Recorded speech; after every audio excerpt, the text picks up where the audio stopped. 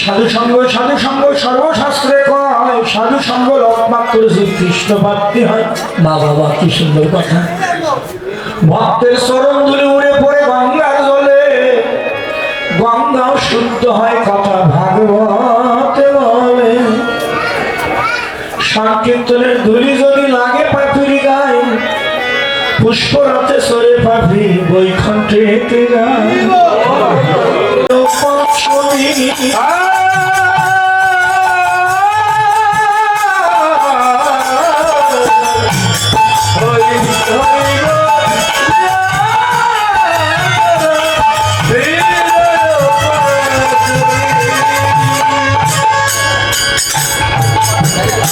তিনটি যন্ত্র বাজায় আমার চৈতন্যদেব মহাপ্রভু। শ্রীরাম বৃন্দাবনে ছিল কৃষ্ণ লীলা, এখন গৌর লীলা এখন নেই। প্রভু কি বাজায়? প্রভু বাজায় কণ্ঠ সিংহা। প্রভু বাজায় কণ্ঠ সিংহা।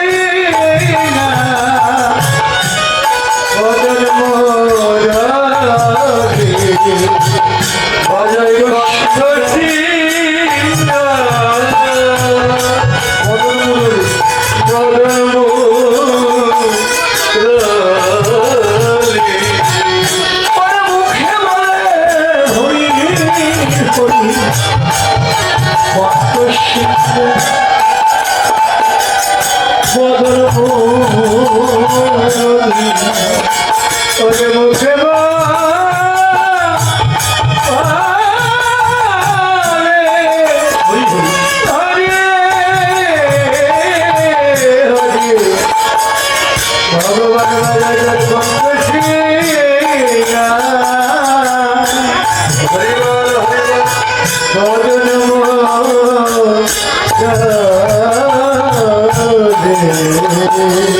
ভগবান জয় হরি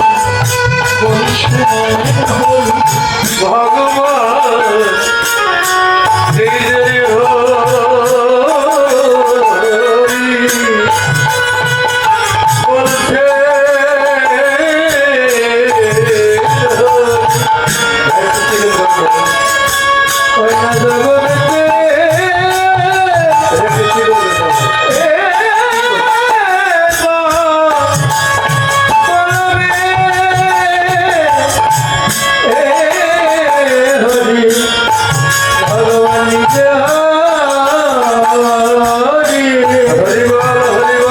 হরি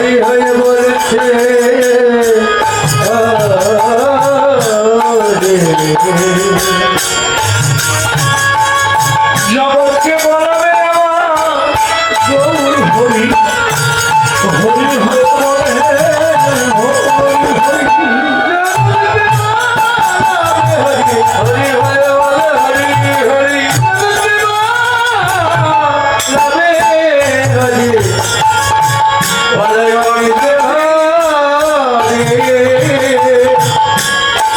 হরি হরি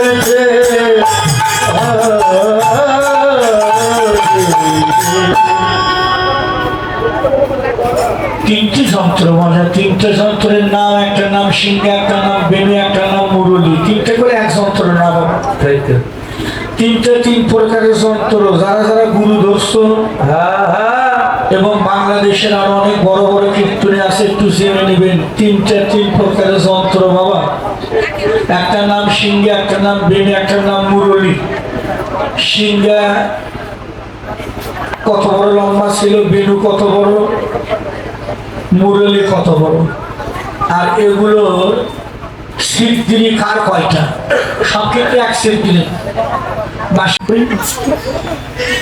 হিংসার মতো পাপ নাই, আর দয়ার মতো কোনো ধর্ম নেই।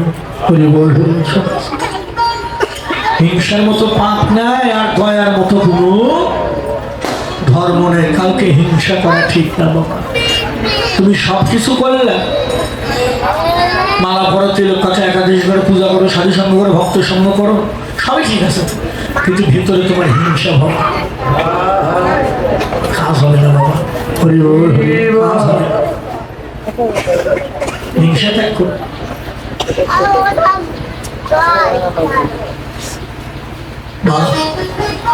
কখন ভগবান এসে সামনে দাঁড়াবে বলা যাবে না বাবা।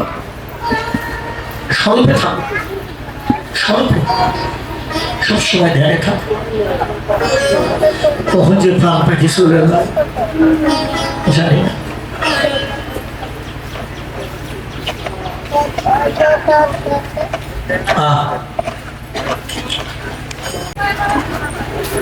কৃষ্ণ কথাই মেতে আছে।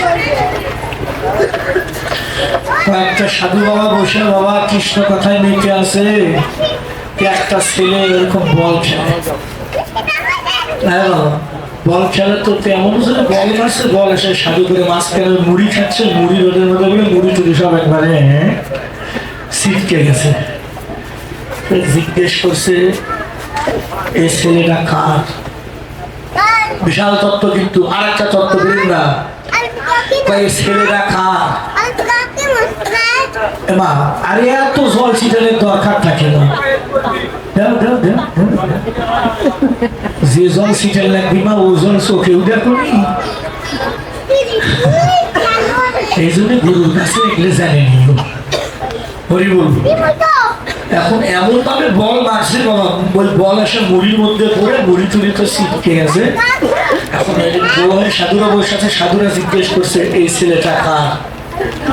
আর কয়েকজন করছে এটা হলো ওনার ছেলে। দেখেন বিশাল একটা তত্ত্ব, কিন্তু মানে ওর বাবাটাও ওই সাধুর সমাজেই বসে আছে, এরকম বলে কৃষ্ণ কথা হচ্ছে। তো জিজ্ঞেস করছে ছেলেটা কার? তার কয়েকজন কয়ে এটা ওনার ছেলে। সাধুরা বলছে বাবা আপনি এত বড় একটা সাধু মানুষ, আপনি দেখি বানাইছেন। বিশাল কথা, কিন্তু অন্য সাধুরা জিজ্ঞেস করছে আপনি এত বড় একটা সাধু, আপনি তো বানাচ্ছেন।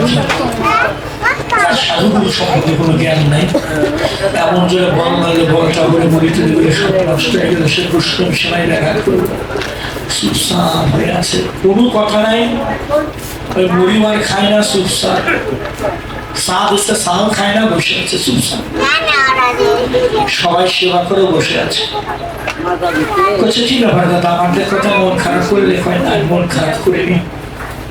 কি বলছে আমার ছেলেটি এরকম হওয়ার কারণ আছে। কি কারণ?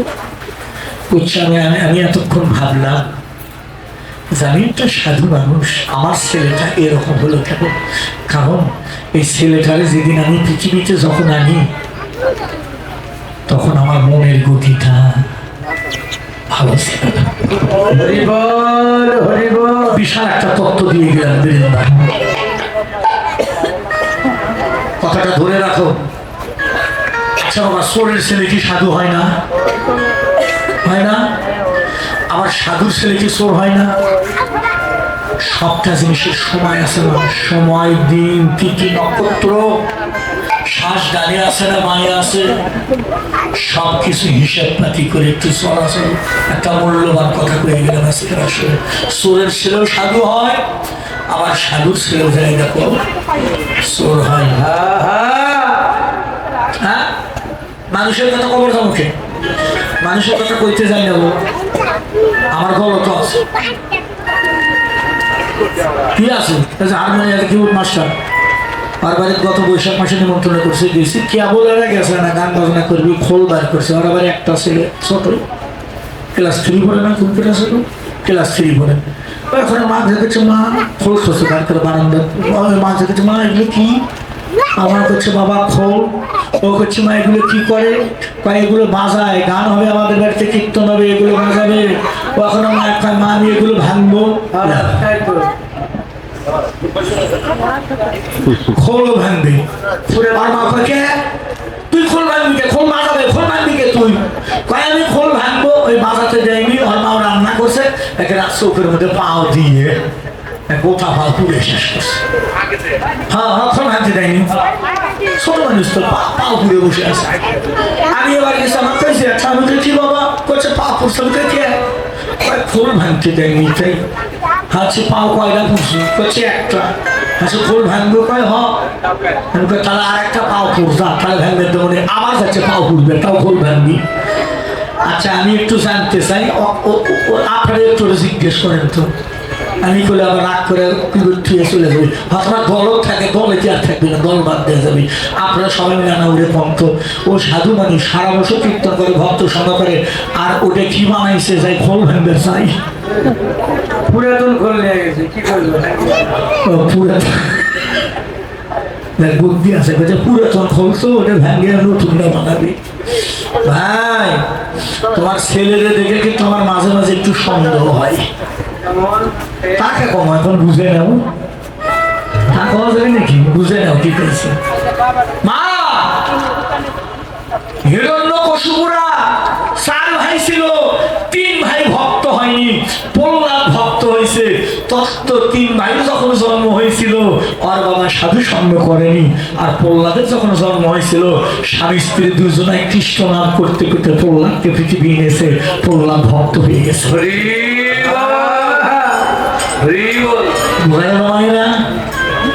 এর বেশি আর ব্যাখ্যা করতে পারলাম না।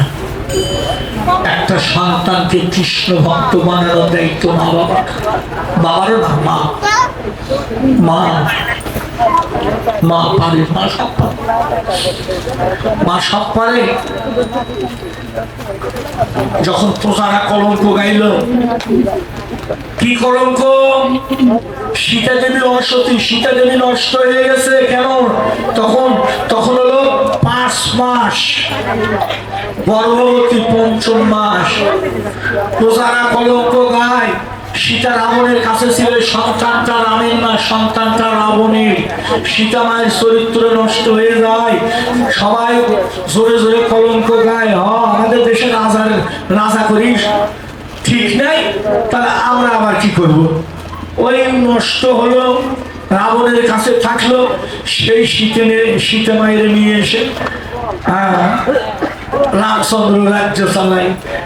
যে দেশে রাজাই ঠিক নাই, আমরা প্রজারা ঠেকায় কি করবো? কথাগুলো ধীরে ধীরে 1 কান 2 কান হতে হতে ভগবানের কানে এসে গেল।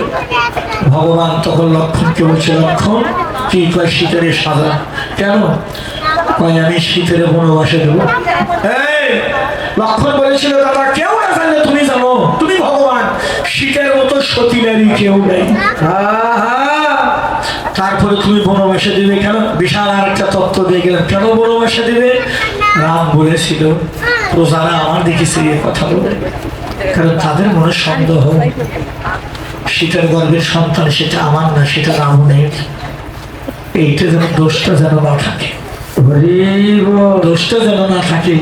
মা প্রজাদের মান রক্ষা করার জন্য আপনারা যেন রামায়ণ খুলে দেখবেন, সীতারে বনবাস দিয়ে আসলাম। কয় মাসের কালে? 5 মাসের কালে। কয় মাস? 5ম মাসের কালে সীতারে বনবাস দিল। কেউ না জানে, কেন বাবা কেউ না জানে? ভগবান তো জানে সীতা সতী না সতী। ভগবান কি জানে না? রাম কি জানে না সীতা সতী না সতী?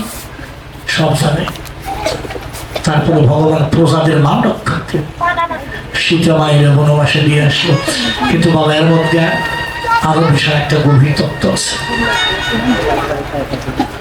কেন বলে দিয়ে আসলো? রাম তো জানে সীতা সতী, তারপরেও কিন্তু সীতাকে অগ্নি পরীক্ষা করা হলো, করছিল না? যে অসতী না অসতী, অগ্নি পরীক্ষা করলেন। আগুনের ভেতর থেকে বাইর হয়ে আসলো, তারপরেও সেটার চরিত্র নষ্ট হয়ে গেল। কিন্তু এই যে দূরে রাখলো বাবা, এই দূরে রাখার পিছনে অনেকটা কারণ ছিল।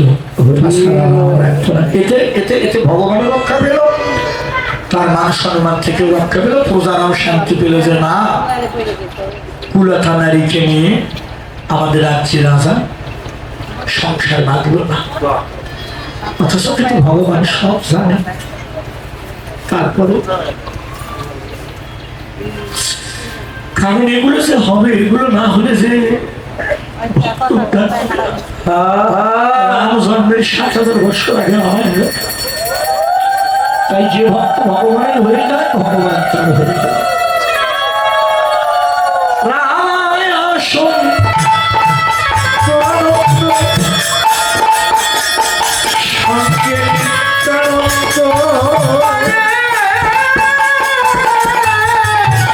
Oh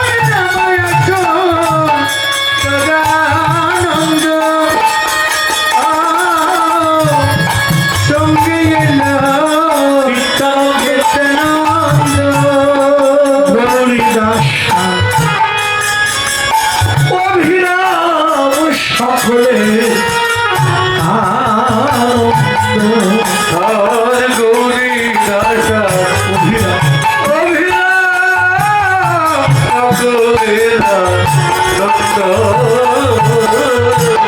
এবার বাহু তুলে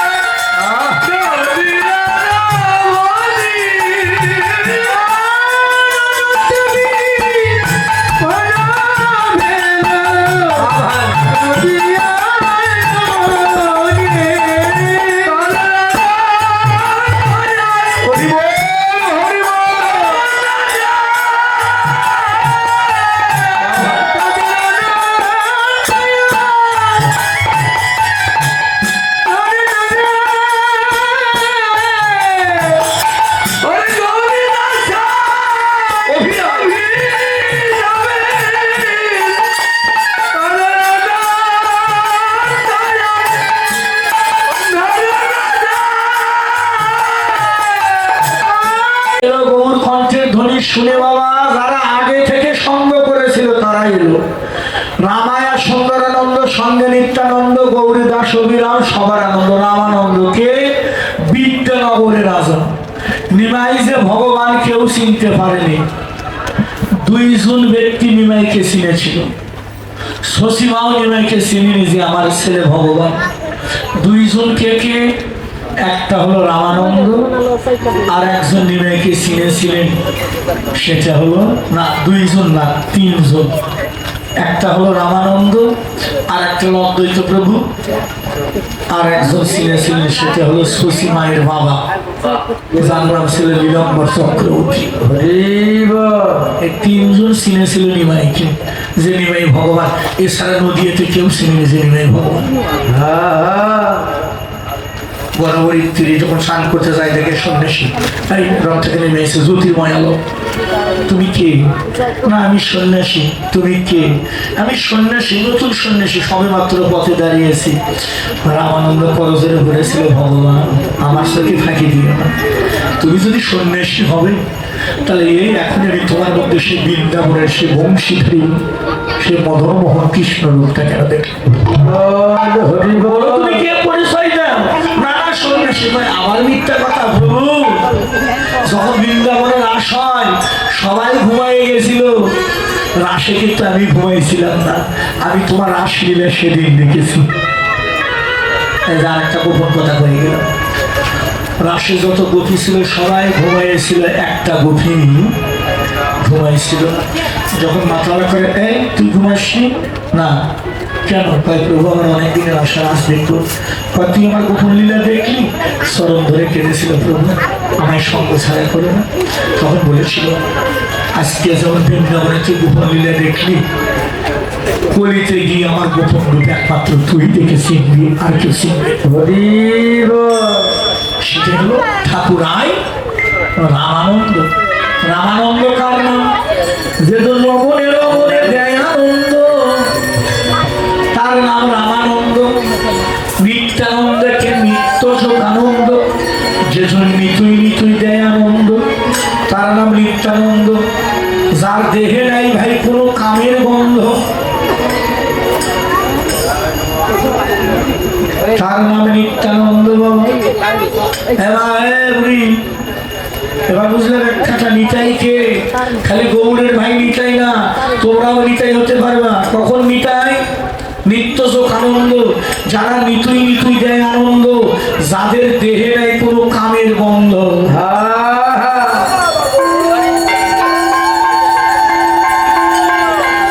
সারাদিন কীর্তন শোনা লাগে, এই একটা কথা যদি মেনে চলে, কৃষ্ণ ভজনে গেলে তোমার দেহে কোনো কাম থাকা যাবে না। আসতে লাগা বাবা। ভক্তি শাস্ত্রে বললেন যদি সাধনার দেশে যেতে চাও সিয়ারের বাবা নিচের বাবা আগে কামের ঘরে তালা মারো, কামের ঘরে মারো তালা, দেখবে কত প্রেমের খেলা। কৃষ্ণ অনুরাগী যারা তাদের নয়ন দেখলে যাইরে সিনা, তাদের কাম নদীতে সর পড়েছে, প্রেম নদীতে জল ধরে না, মহাভাবের মানে সারিতে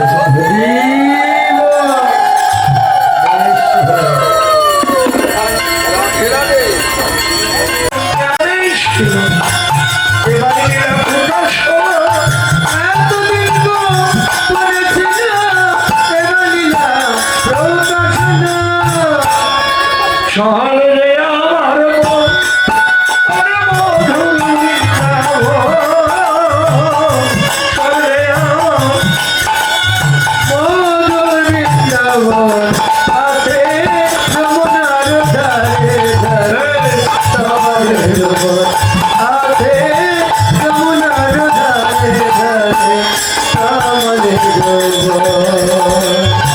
ললিতা শাখায়াজি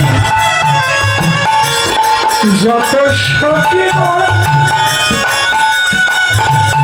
কাই বলাই শ্রীরাম সুদা দাদা বল আয় আয় দাদা ললিতা শাখায়াজি যত সখী